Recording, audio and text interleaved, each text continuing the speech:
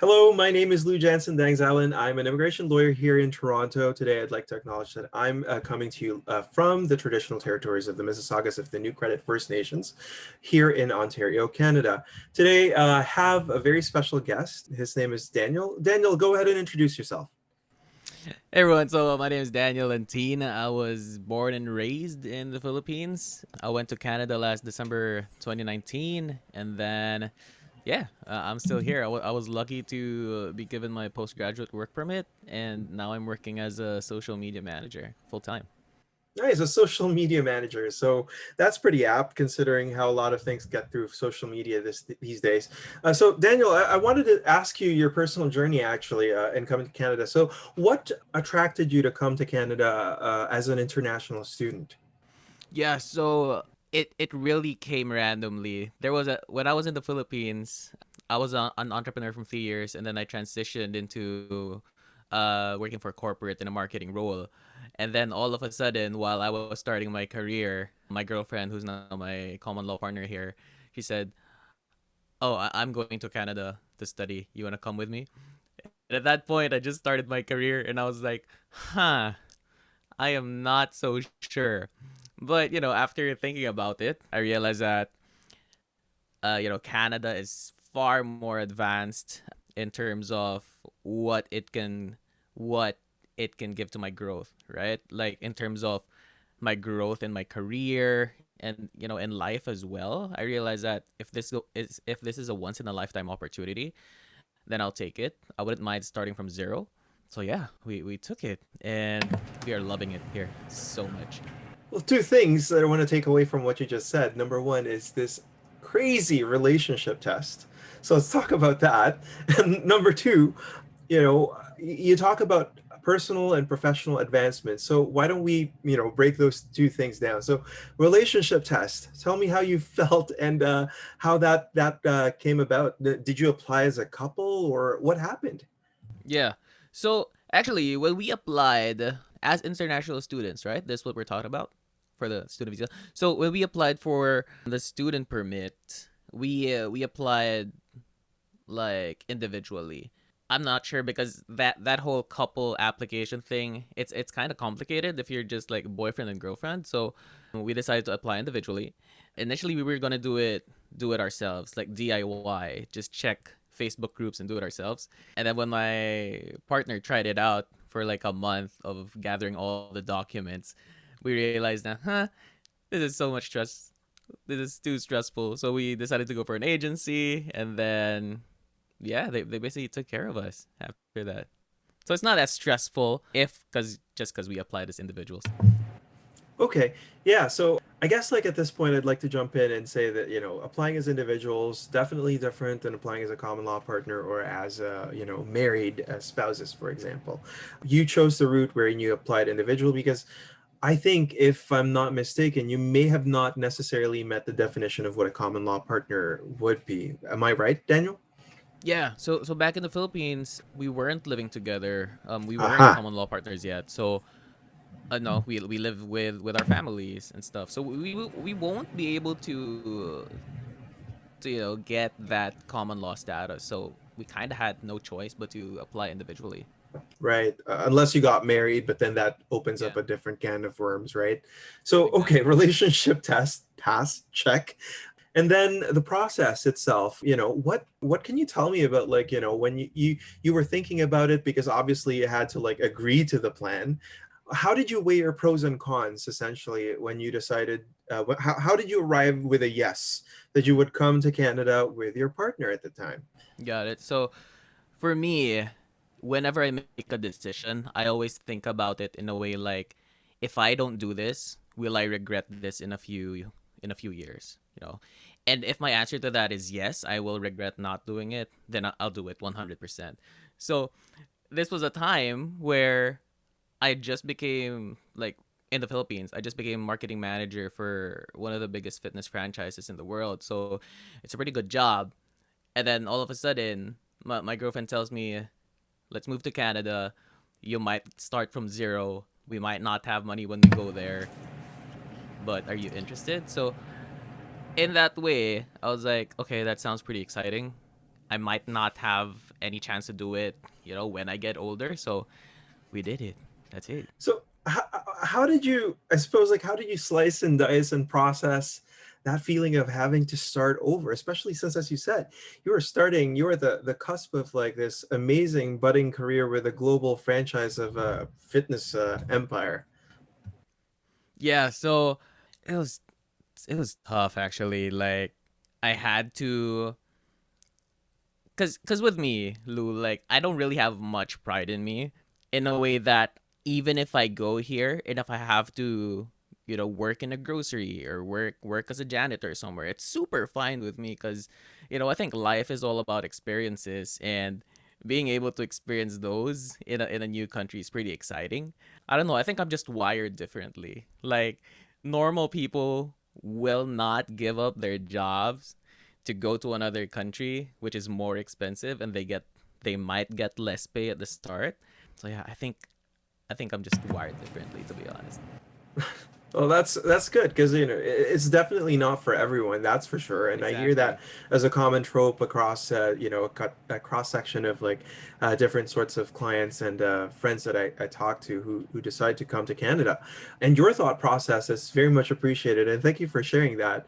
Now, it brings me to my next point about adjusting to life in Canada. So, how are you feeling now? If I'm not mistaken, you just finished your education program, isn't that right? I did, yeah. So I finished school last April. I've always loved it here, Lou. From the moment we got to the airport. Well, not naman. When we stepped out na, and then it was winter. In the airport, medyo magulo pa. And then when we got outside, it was just beautiful, And But then I would also say though that you came in at a weird time in Canada, didn't you? You arrived what, December of 2019? December 2019, yeah. So Um, that's just a few months, or actually that is the month when the pandemic, well, wasn't a pandemic at the time yet, yeah, yeah. but the It was outbreak just started. Yeah, it was just like we thought it was like a fever. And then everything was quote unquote normal from January to March. And then Hmm. in March, our professor just told us, "Oh, our school is shutting down for like maybe 2 weeks." And those 2 weeks turned into like a year, Right. which is crazy.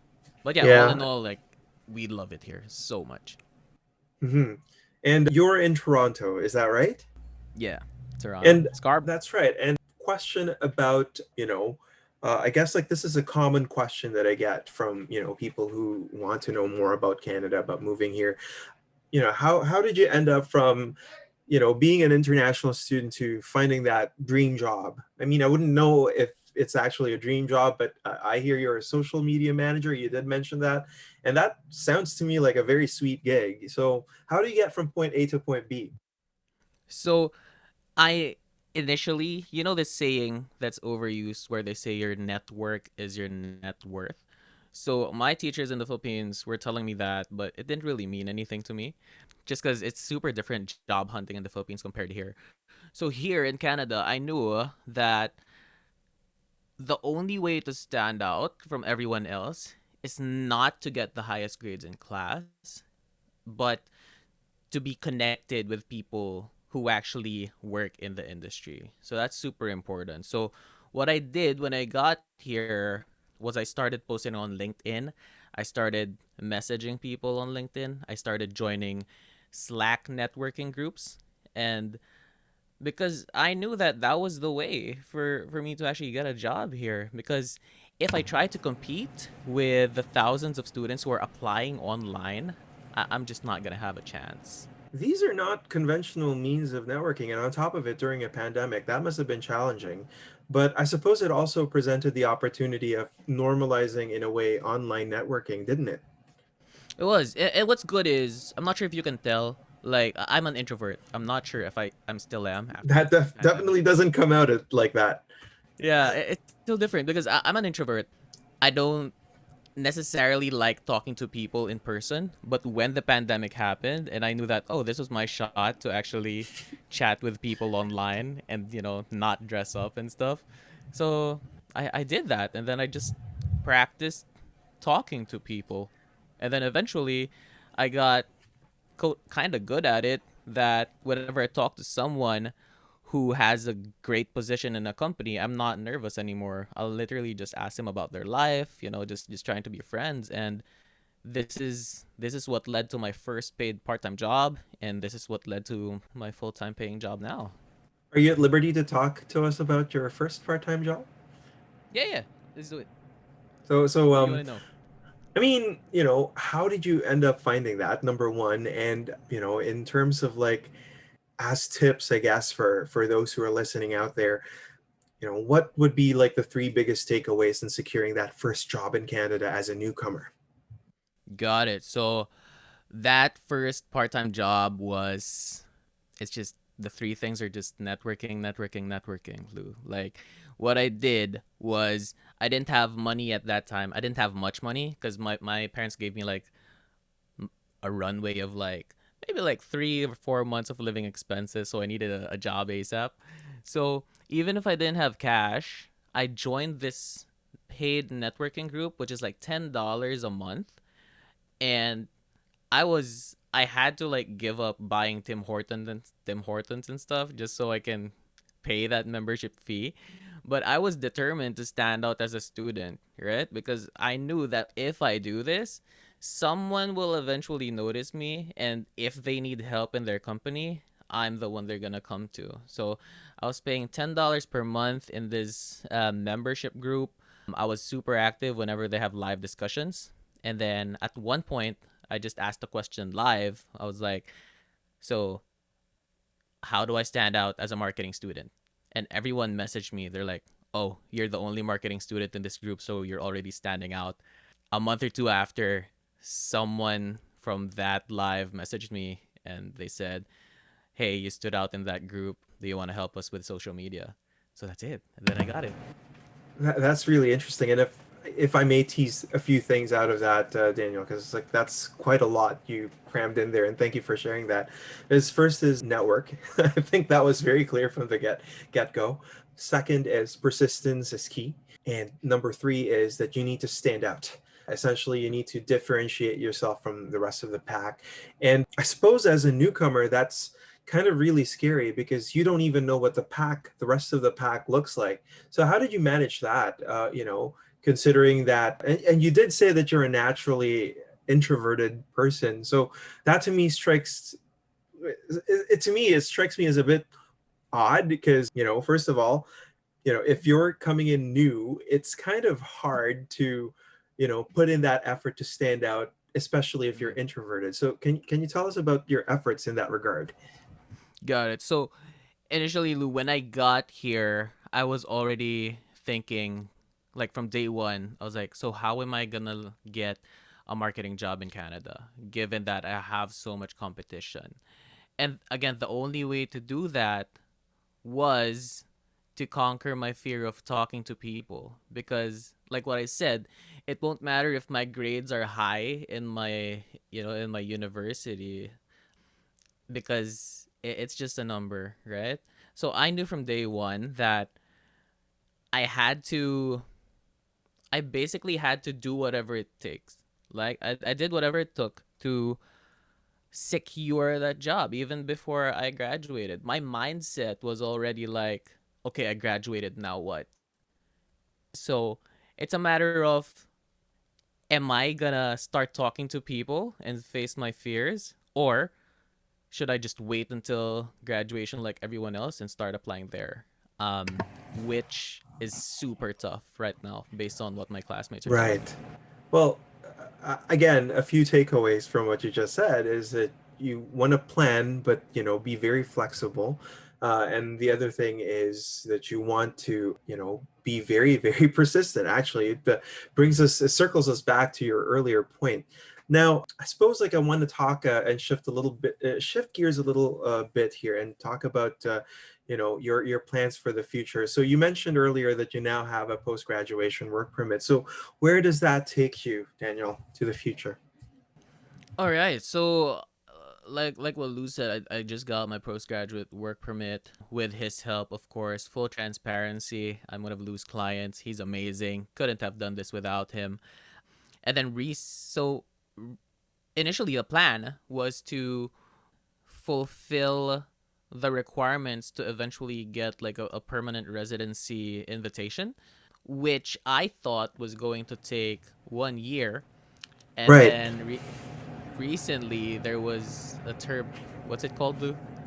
The TR TR. to PR pathway, essentially a temporary, program that allows Yeah. international student graduates to apply for permanent residence. Yeah, so that opened up and it's stressed us out so much. When we got that email from Lou, he was like, "Okay, watch my new YouTube video. It's TR to PR." And we were like, "Wow, what's this?" And then we all just got super stressed cuz all of a sudden we had to prepare documents that we didn't have. Um we had to take And like in the interest of full disclosure too, right, Daniel? We were planning that this was going to be a slow and gradual build up to a permanent residence application through express entry. And all of a sudden you're handed this like golden goose on your lap, and you're told to basically produce certain documents in such a short span of time. We were basically given 3 weeks. So how did you feel about that? And if I caused you anxiety and stress, I'll have you know now that I hope it was worth it. And I tried my best to guide you through the process with the least stress possible. But overall, I think you performed amazingly. But yeah, thank you. tell me more about how you felt about the process. So, it's one of the most stressful like events that ever happened to us just cuz the thing that we wanted that we thought would take us 1 year to get was suddenly handed to us, and we had 3 weeks or less to prepare for it. So it's literally whatever things that we didn't have, like police clearances, like English tests, all these things we Oh, had to let's talk prepare it. about that English test. How Yeah. soon did you book that? So again, guys, with Lou's help, this is not paid advertising, guys. I'm just saying. With Lou's help, he was like, he messaged us, "Hey, book your IELTS exam now." And we just believe whatever he says, and we're like, "Okay, let's book it." While we were booking it, the systems were shutting down already. So it took us like 3 hours. We were about to give up, and then all of a sudden, we were able to book it. And then after we booked it seems like no one can book anymore. Like we were able to book Right. in like April, right? Yeah, April. Yeah, We were you able to you book booked like the English. end of April, just a week Yeah, before the darn thing opened. super clutch. April, and then after that, everything was in June or July already. So Right. yeah, Right. You were one of the lucky ones who made it through the gate just in time. I'm really yeah. happy and glad that you got it through in time. Cause we listened to Um, you. That was well, literally when we saw the message, we did it. We didn't even wait. Oh, funny thing. I was Bea, my common law partner, was giving me a haircut in the bathtub, and then pandemic and then there stories. and then there was and then we saw Lou's email, and I literally had hair all over, and then we were just trying to book IELTS. It was fun, but more Uh, stressful. But it's I'm funny now. I'm not sure about describing it as fun, but sure, why not? It's fun to think about it now, but before, oh man, I mean, I wouldn't say that stressful. we are out of the tunnel yet, Daniel. Mm, I think already told you about that, but I'm also very curious how you feel about the next steps because, like, we're still in waiting mode here. And mm, I spoke to some of my clients too and said that, listen, like, this is not gonna turn around very quickly. Although Canada did say that they're committed to processing 40,000 out of the 90,000 applications that they're supposed to receive. And some interesting developments, I'm not sure if you heard about this, is that apparently the minister was caught saying that they're open to potentially, expanding the numbers if need be. wow. So, guys, if you haven't gotten your, documents put together, I would say just like get it done now. If you have any questions, feel free to, now it's a promotional thing. Feel free to actually book a consultation with the firm, and we'll be happy to assess your needs and what you need to do in the coming months if this program ever opens up again. But yeah, Yeah. going back to you, Daniel, I'm curious. Now that we're like in waiting mode, how does it feel? And for full disclosure, I'm also an immigrant to Canada, not too long ago, about 10 years ago, and I know that feeling, albeit It was in a very different context. Daniel's was very much rushed, as he said. It's about 3 weeks to prepare everything. But now that you're out of that red zone, how do you feel? Well, first of all, we're so relieved that it's done, that we actually applied to get permanent residency. So that's the first feeling. We were like, wow, finally, we can just focus on working and not anything else. But then now, since we have to wait for the result, I find myself checking it every day, like 3 times a day.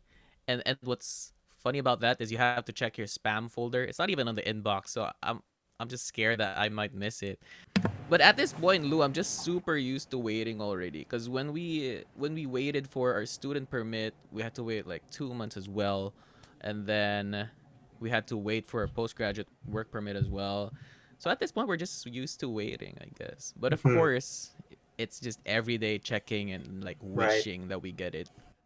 Yeah, and I can certainly appreciate the anxiety that comes with the waiting and the uncertainty, especially since this program is new. It's so new, and even immigration, quite frankly, is still trying to figure out how to unpack this whole process that just happened about 2 weeks ago. Can you believe it? Well, that being said, to your point about checking your emails, one thing I would suggest, Daniel, that you do, for those of you who are listening out there, you might find this useful. Get immigration's email address added to your contact list if you're using Gmail or Yahoo, whatever email provider that you're using out there, really. If you add their email addresses to your contacts for your email provider, through your email provider, I should say, it should basically not filter it out as spam, but it's still good practice, as Daniel said, to constantly check your spam because you never know when it would come or if it still gets filtered into spam, really, because who knows how Google's algorithm actually works in that regard. But yeah, I guess as a final note, Daniel, like, what are your thoughts with respect to the TR to PR pathway on the whole? Not from an experience perspective, but rather like from an expectations perspective of how better could have it been? Like, what could have been done differently that would have made the entire process better? Yeah, so it would be much appreciated, like if they actually gave the guidelines way ahead of time. I think a few hours, if I mean Lou prepared us real good, but if I didn't have the help of Lou, I wouldn't even think of signing the documents in blue ink. I'll just think that, oh, I just have to answer it online. So the guidelines aren't that clear. And I was checking the Twitter account of RCC actually, and there are a lot of students who said that, oh, I made a mistake. What can I do? And then their basic response was, oh, if you made a mistake, it probably won't go through anymore. So just clearer guidelines would have helped so much. But as a whole, we're so happy and thankful for it because it just doesn't happen. I think it's a special pandemic quote unquote offer, so we're super thankful for it. Even if it was extremely stressful, we're just happy to be in the pool. And the good news about, this situation is, as I said, is immigration is also still trying to figure it out.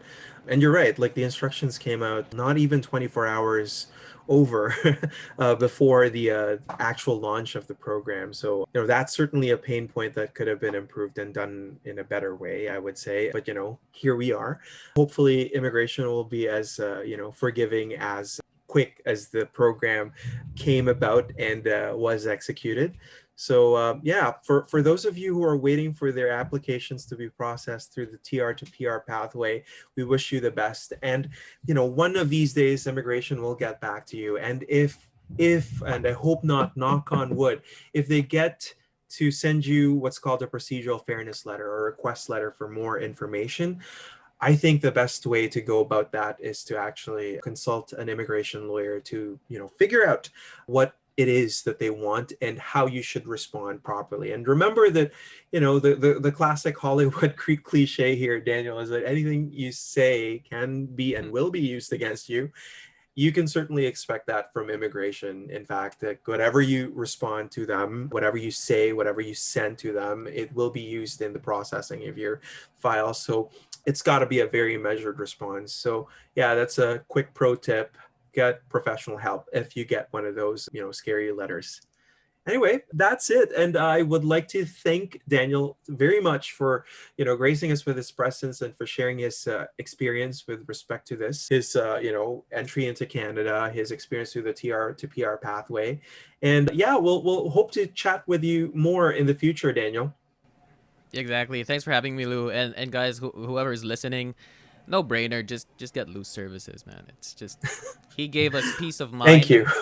It's just that's it. I mean, I think the challenge now is actually trying to be his client, just because he's getting quite a lot of Actually, responses. that's funny that you mentioned that because you were one of the few last clients that I had like that month. And after that, when the TR to PR pathway was launched, I hit capacity and unfortunately had to turn away people, not for consultations. Still do consultations, guys, but on full carriage capacity, I had to put that to a pause. But currently, I'm taking clients. So yeah, if you're interested, just like link for the consultation below and send us a note if you are interested to book one. Thank you so much. Thanks, everyone. Thanks, Lou. See ya.